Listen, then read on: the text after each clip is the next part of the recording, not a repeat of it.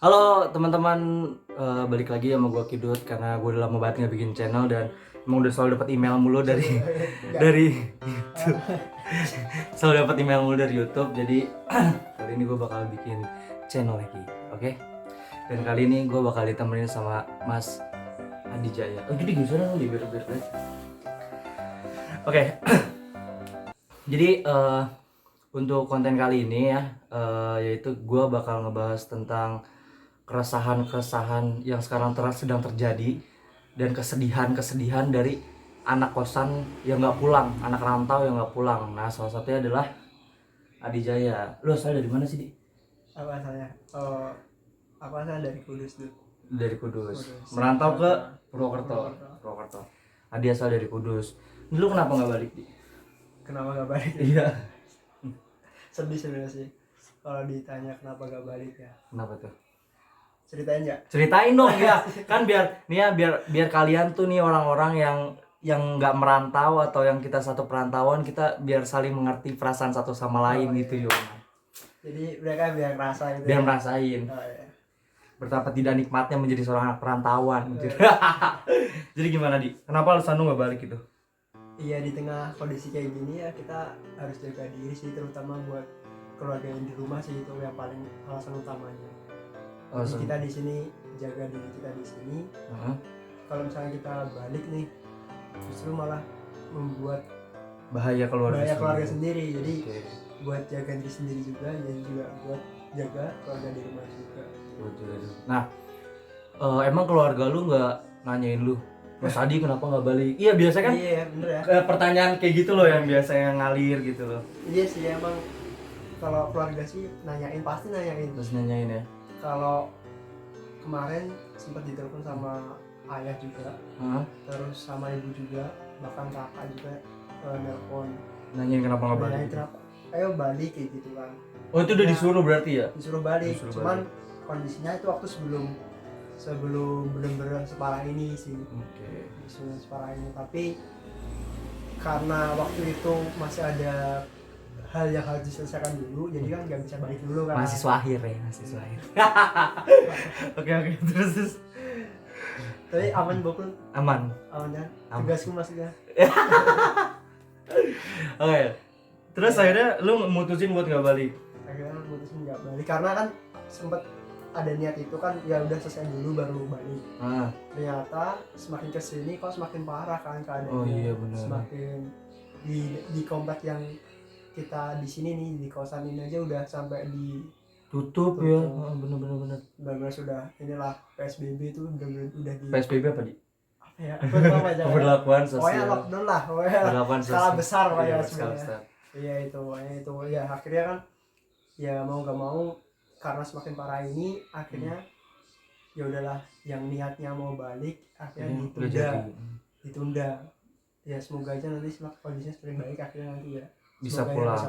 Amin. Gitu. Kenapa sih juga akhirnya manut sama pemerintah ya. Karena kalau kita lihat kasus-kasus yang udah ada nih, kadang kan yang perantauan terus balik ke kampung halaman itu malah yang kena orang tuanya kan. Nah itu pun ada alasannya kenapa si orang tuanya itu bisa kena.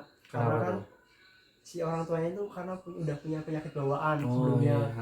Nah itu yang juga wanti-wanti, karena keluarga aku sendiri yang juga punya ibu aku itu kondisinya kan sakit juga. Sakitnya punya riwayat hipertensi. Nah kan salah satu yang membuat COVID ini semakin menakutkan kan, karena ketika udah punya penyakit bawaan, hipertensi contohnya, ya kalau udah kena COVID, wah itu semakin tambah memperburuk keadaan. Hipertensi itu parah berarti. Maksudnya penyakit besar kan? Ya istilahnya itu ya, kalau misalkan orang tua aku yang ngerasain itu ya emang kalau misalkan pas hipertensi lagi kumat, ya itu ya kasihan. Berarti intinya ini berat ya? Iya, bawaannya pengen tidur mulu, pusing kan, karena pusing kan. Gitu. Itu ya, jadi itu yang akhirnya jadi wanti-wanti. Tapi kan kalau misalkan sekarang kan kita lagi bulan Ramadan ya, dia pasti udah biasa lah ya kita untuk menikmati Ramadan di sini gitu, di kos di rantauan walaupun. Nah tapi permasalahannya gini, di pemerintah itu ngelok untuk kita semua tuh nggak mudik gitu, nggak pulang kampung lah kata Pak Jokowi. Tapi berarti nanti Lebaran pun lu nggak bakal balik dong. Berat. Ya kan maksudnya ya Iya. kita ngomongin realistisnya aja gitu sekarang. Iya sih, kalau kita lihat hati saya gue juga ngerasain kan, Ya gitu lah. setiap hari kumpul sama setiap lebaran kumpul sama keluarga ya. Sekarang 50-50 nih, karena kamu belum bisa memutuskan karena kita belum tahu ya, semoga aja saat hari lebaran itu udah selesai. Tapi kalau dilihat dari kondisi sekarang Waduh, kayaknya berat berat ya. berat banget. Ya kemungkinan sih emang ketika emang harus kita stay di sini, kita manut lah. Walaupun lebaran pertama di kota rantau ya. Iya, Lu sebelumnya udah pernah rasain belum lebaran di sini? belum pernah. Belum pernah. Ya gitulah. Nah, terus ini lu selama masa lockdown nih kan di kosan aja, dan juga orang-orang banyak banget yang balik. Nah, yang lu lakuin di sini apa sih? Apa nggak bete gitu lu? Ya, bersedikit orang gitu. Iya. Bete nggak ya di sini ya? Karena ada kidit jadi nggak Ya. bete. Kidut lagi. Nah, serius. Bete enggak, Lu bosan, lu ngerasa bosan gak sih? Aduh, gini aja. tapi tiap hari rebahan ya, jadi kayak udah biasa Udah ya. biasa ya. Iya emang, aduh. Dasar mahasiswa tua emang. Tapi hal baru apa sih yang lu dapetin ketika masa lockdown kayak gini? Hal barunya jadi bisa masak terus tiap hari. Anjir iya. Itu. Guys, lu dengerin bye-bye nih ya. Gua setiap buka sama sahur gua di sini anjir. Dan dimasakin sama Mas Adi Jaya. Gokil.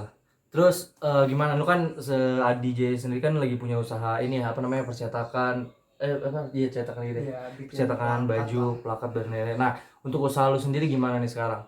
Antara sebelum Covid sama saat Covid sekarang.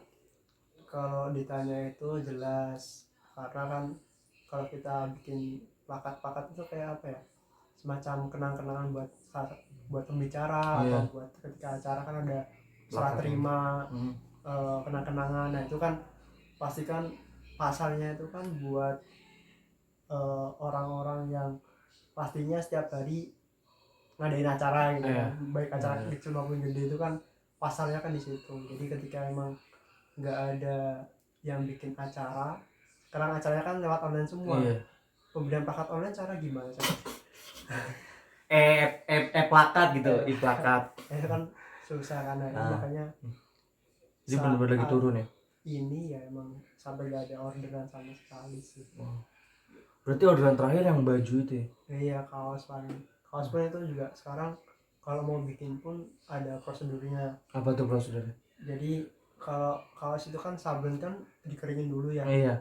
Nah itu kalau misalnya pengeringan, pada masa pengeringan ini tuh harus ada, setiap baju itu harus ada ini jarak. Terus juga waktunya juga sih kalau kita jemur kan biasanya tiap hari dari pagi sampai sore. Nah kalau pada masa-masa kayak gini tuh harus pas yang hari doang, dan itu yang saat-saat pas panas banget. Itu bener-bener harus dipisahin gitu. Iya. Sampai baju Iya kan, takutnya kan itu buat jadi penyebar lewat situ kan. Gokil, berarti emang bener-bener omset lagi turun ya. Ada nggak sih lo acara yang lagi mau diadain, maksudnya dalam rentan waktu dari sebelum Covid sampai akhirnya sekarang Covid gitu, yang maksudnya udah mau berjalan nih tapi tiba-tiba karena ada Covid jadi cancel, ada nggak sih? Ada sih organisasi itu yang harusnya udah kan baru record nih. Harusnya kan harus ada pelantikan dulu kan. Iya. Oh, pelantikan rencananya kapan? Harusnya sebelum Januari, bulan Maret berarti. Berarti kemarin. Iya. Dan itu udah posisi kita udah lockdown ya, dari kampus juga lockdown. Itu udah gak bisa sama sekali. Akhirnya kan sekarang pengurus yang baru bingung mau ngapain, terutama angkatan 2019 yang baru masa-masanya itu buat mereka organisasi kan, jadi belum berkesempatan sama sekali, malah merasakan euforianya gitu ya. Masih baru jadi pengurus organisasi itu kan belum sampai situ. Iya sama di gue juga kayak gitu. Nah terus gini kan apa-apa sekarang menggunakan online ya, apalagi buat ngedraft ke dosen. Semoga nih dosen denger ya. Mabu pak. Menurut lu gimana sih buat ngedraft ke dosen sendiri? Apakah ada kendala atau malah jauh lebih mudah daripada harus draft make hard file gitu. Itu masalahnya itu. Apa masalah? Kita beda-beda loh. Gua lebih menyenangkan. Iya, Iya. masalahnya ngedraft Online. online. Nah, Aku belum pernah ngerasain karena harusnya kan udah draft skripsian. nah, skripsi. Nah itu Hmm. karena skripsinya belum selesai jadi nggak bisa di draft, jadi belum rasain namanya ngedraft online gimana. Itu makanya jadi nggak bisa jawab. Sorry. Bahkan temen gua ada yang ini loh, salah satu temen di kelas kita tuh ada yang minta draft tapi maaf mas, kalau lewat online nanti kertasnya nggak bisa dicoret-coret. Dan itu masih ada screenshotannya sama gua sampai sekarang. Itu dosen tuh yang Dosen? Sumpah dosen yang giniin. Kayak adalah apa kita harus ini bikin tutorial coret online ya? jangan lanjut. Tapi lu masih ngambil mata kuliah nggak? Ada sih satu. Ada. Nah, kan gue juga masih ngambil mata kuliah nih. Terus ada yang namanya ujian online. Menurut lu efektif nggak sih dengan adanya ujian online menggunakan kayak Google Class atau Google Form gitu? Kalau sebagai peserta ujian efektif sih. Efektif. Soalnya gue tahu jawaban lu. Karena satu kelas isi dikit. Gue juga merasakan kenikmatannya. Terus gimana? Selain itu kan kita di sini bebas. Kalau di depan pengawas kita kan diliatin. Kalau kayak gini kita bebas mau ngapain, mau buka buku, mau buka catatan, mau tanya temen, bahkan mau jiplak ini temen yang itu tuh saking gampangnya jadi enak. Tapi tergantung aja. Jadi gue pernah dapat kelas yang emang susah banget buat ngebagi-baginya. Jadi maksudnya gimana? nggak bagi-bagi jawaban. Oh jadi kau ini iya. Ya, sama anak adik tingkat? Enggak, sama ada itu satu angkatan. Dan itu tuh dan emang beda kelas sih. Dan nggak mau berbagi jawaban. Menurut gue suatu hal yang ya udahlah. Dinikmatin aja. Nilai gue jelek aja. Tahu dari mana? 5,6 kan langsung keluar nilainya. Oh, Bali kelas kita beda. Beda. Kau mata kuliah apain? Ada lah. Jangan sebutin. Ya pokoknya kayak gitu. Ada nikmatnya ada enggaknya. Duh. Nih kan sekarang apalagi Covid sekarang udah sampai 8.000 ya di yang jumlah kasusnya. Dan kita juga pasti berharap biar cepat selesai lah ya. Makanya nih buat orang-orang lah, tolonglah di rumah aja gitu. Di kosan aja, tahanlah rasa kangennya gitu ya. Harus manut lah sama pemerintah juga. Tapi menurut lo sekarang pemerintah efektif nggak sih buat kayak ngejalanin program lockdown kayak gini? Kalau aku lihat sih, ya aku bukan ya kan kita dari mata ini aja ya, orang awam ya, dari orang awam. Bukan terlalu ini banget karena manut lah kalau misalkan disuruh diem diri, toh juga alhamdulillah bulanan juga masih lancar kan. Tapi ya aku ada info sedikit nih. Jadi orang tua kan guru ya, dan dia itu sekarang karena adanya lockdown kayak gini, jadi ada pemotongan gaji gitu loh, sampai kurang lebih 4-6 juta gitu. ASN. Iya. PNS. Iya, dan itu potongan 4-6 juta kataku. Iya, banyak ya 4-6 juta tuh. Ya, maksudnya itu range-nya loh, range kayaknya. Berarti ASN pun juga merasakan ya pasti PNS yang udah dijamin sama negara, apalagi yang swasta kan. Itu bukan maksudnya, apalagi mereka yang hidupnya itu tergantung keseharian loh, kayak pedagang dan lain-lain. Apalagi kan isu-isu yang diangkat, seringnya diangkat tuh yang tentang ojol segala macam kan, padahal kasihan ya. Menurut gue banyak banget orang-orang yang ya kita lihat sendiri di sekitar kita yang orangnya kehidupannya hanya berpaku pada pendapatan harian. Terus berarti kan kalau kayak gitu sikap pemerintah, maksudnya kebijakan pemerintah yang PSBB itu sebenarnya ada baiknya ada buruknya. Ada baiknya ada buruknya. Ya mungkin salah satu kurang baiknya ya tadi itu yang soal ekonomi. Itu paling itu sih. Dan baiknya ya secara ini kan pandemi kita di peternakan kita belajar ini ya tentang virus-virus itu ya. Ya itu gimana yang POT. Iya itu kan benar-benar harus terjaga banget. Kalau ada virus harus ini nih, harus ketat penjagaannya karena kan nggak kelihatan. Oh ya, harus diisolasi dulu itu si sapi. Ya Allah, berarti kita bener-bener disamain kayak binatang ya. Enggak sih maksudnya konsepnya ya kayak gitu persis lah. Nah kan kita udah ngerasain sebenarnya. Berarti kebijakan pemerintah itu menurut aku ya udah bener sih. Iya.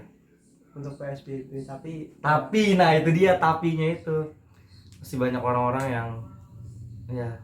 kasihan lah kita di sini ya, kalau bisa sih ngebantu sih kalau punya rezeki lebih. Iya. Makanya gue tuh berharap banget buat kayak teman-teman yang lain Influencer gitu. kan Iya. Kidut influencer, Sekarang event-event udah jatuh semua, Oh, men. iya. Event gua aja nggak jalan sekarang. jadi juga sama-sama Iya, bukan semua kita memperhatikan, tapi juga kita butuh diperhatikan. butuh diperhatikan. Iya. Apalagi kita di kos aja. Ya pokoknya ya buat teman-teman yang misalkan punya uang lebih atau apa, apalagi kalian nih yang youtuber papan atas lah nih, gua mau nyampein juga, tolonglah bantu mereka yang pendapatannya harian gitu loh. Iya, siap. Iya, Punya Papa. anak juga kan, punya istri. Punya anak, punya istri, belum lagi yang punya selingkuhan. Nggak satu dua pasti ada. Pasti ada ya, kayak gitulah harapannya. Nah di harapan ini yang terakhir, harapan lu buat kedepannya nih gimana nih dari dari apa namanya insiden COVID-19 ini gitu, dari wabah yang nggak kita duga-duga akan datang gitu. Iya sih. Kalau harapannya sih Katanya lu nikah batal. info dari Oh mana iya, ya? itu teman yang satunya, teman yang satunya. Siapa, Pak? Itu loh yang teman sekelas kita. Oh iya. Tapi Yang kan, mau nikah tuh belum. itu kan jadi juga ya. Itu yang satu, yang cowok kan belum. Oh ada. Itu loh. Siapa? Oh iya. Mulai. Aku baru tahu malah. Nggak, dia ntar habis lulus nikahnya. Oh.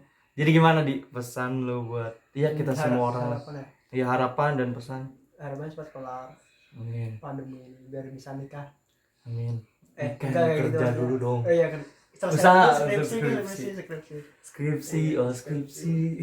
Itu ya harapannya pandemi ini semoga berakhir sih. Amin. Sama kan doa kita. Iya. Itu ya semoga aja juga, terutama ini jadi pembelajaran dan juga jadi apa ya, semacam muhasabah lah ya.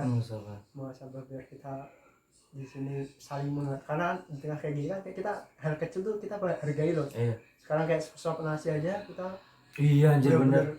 menghargai banget loh dari suap nasi itu, yang dulunya sebelum COVID ini kita ngerasa Itu kan. ternyata sekarang dari barang mewah kan Berharga banget. iya. Itu pun ketika kayak gini masih mending ya, takutnya ya amit-amit ya. Takutnya kalau misalkan terjadi penjara besar-besaran atau mungkin udah turun, sampai sekarang udah turun sih, tapi kan kalau misalnya udah krisis itu yang paling mengerikan, kayak kita kembali ke zaman ketika kita masih lahir 98. Itu yang paling ditakutkan, tapi semoga aja ya jangan sampai terjadi gitu. Tapi kan emang realitanya udah banyak maksudnya orang-orang yang kayak sekarang kayak melakukan pencurian lagi atau segala macam. Itu kan napi yang keluar dari ini penjara lepas. Tapi apakah ya semoga tidak membuat inilah ya, nggak membuat keresahan yang berlebih. Semoga. Dan diharapkan kan mereka juga yang lepas kan biar bisa tobat gitu, dan tobat ya. Iya, tobat kayak gue. Tobat maksiat. Ya pokoknya untuk teman-teman semua itu dia obrolan kita hari ini. Jangan lupa like, comment, and subscribe. Nanti kita bakal cari tahu lagi tentang anak-anak kosan yang lain, tentang bagaimana kehidupan mereka selama di kosan di masa pandemi kayak gini. Jadi terima kasih dan sampai jumpa.